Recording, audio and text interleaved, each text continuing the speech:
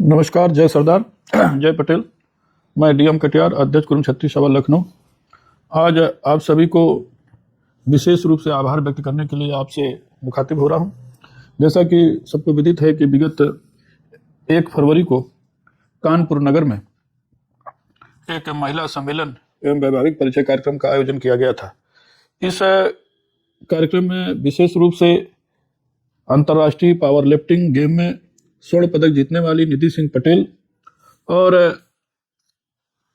Shri Pawan Sachan, joint director state NCERT शिक्षा विभाग, और श्री विमल कटियार, सभापति सहकारी आलू विकास बोर्ड, और professor Suman Singh, professor CP Sachan विशेष रूप से उपस्थित थे।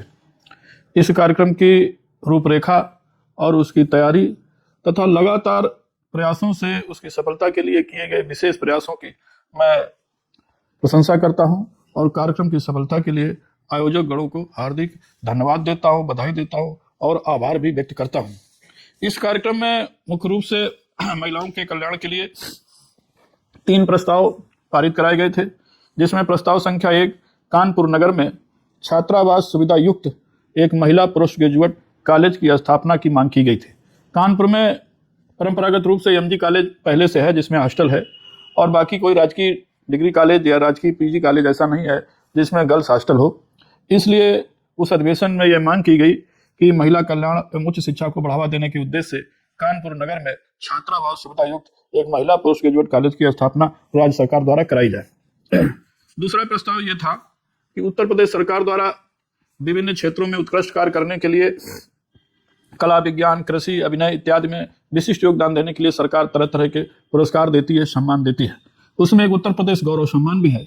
इस संबंध में यह मांग की गई कि उत्तर प्रदेश सरकार द्वारा उत्तर प्रदेश महिला गौरव सम्मान का प्रारंभ किया जाए तथा प्रतिवर्ष कम से कम 3 से 5 महिलाओं को यह सम्मान समाज सेवा, कला, विज्ञान, शिक्षा, कृषि, अभिनय और खेल के क्षेत्र में विशिष्ट योगदान हेतु दिया जाए।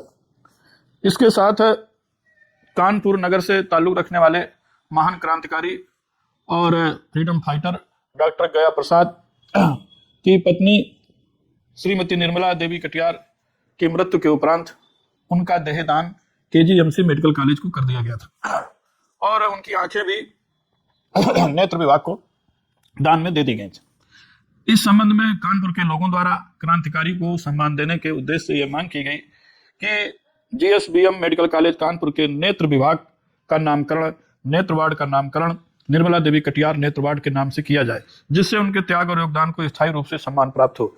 इन 3 प्रस्तावों के साथ कार्यक्रम सफलता से आयोजित किया गया।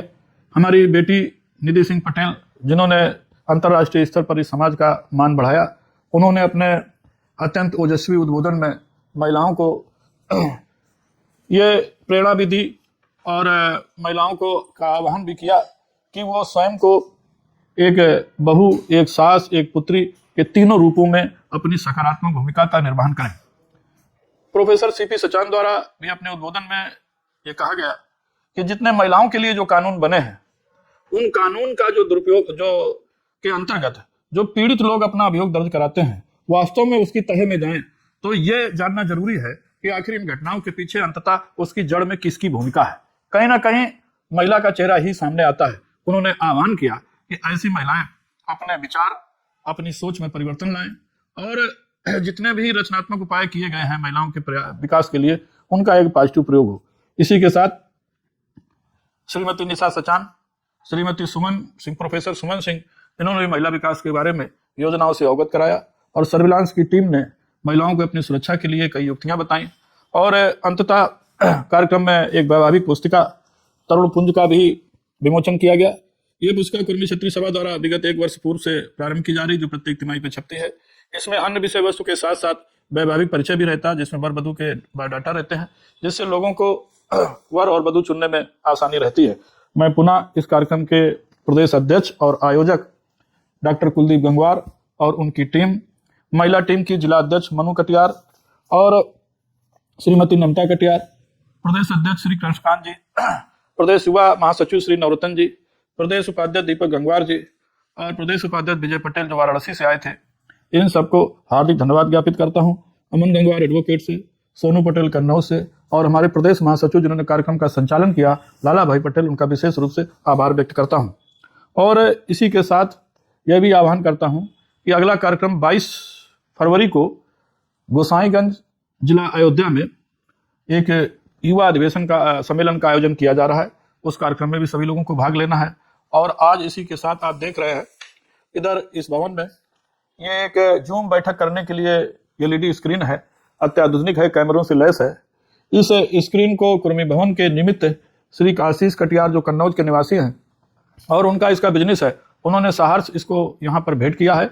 हम उनके विशेष रूप से आभारी हैं। उन्होंने पहले भी मदद किया है और सभा के निमित्त इस एलईडी स्क्रीन से सभा दूर दूर तक बैठे अपने पदाधिकारियों से डेली संपर्क कर सकेगी, जूम बैठक में उनके विचार आदान प्रदान कर सकेगी। इन सब शब्दों के साथ मैं पुनः आप सबको आभार व्यक्त करता हूं और 22 फरवरी के कार्यक्रम के लिए आपको आमंत्रित भी करता हूं। अगला जो कार्यक्रम उसके बाद का है परंपरागत अपना होली मिलन और स्थापना दिवस समारोह, वो जनवरी में होना था, कुछ कारणों से वो टल गया, जिसे अब मार्च में 22 मार्च को रविवार को आयोजित करने का प्रस्ताव है। आज इन सूचना के साथ आप सबको हार्दिक बधाई और धन्यवाद। कार्यक्रम की सफलता के लिए श्री कुलदीप गंगवार को विशेष रूप से बधाई देता हूं और आभार व्यक्त करता हूं। जय हिंद, जय सरदार, जय पटेल।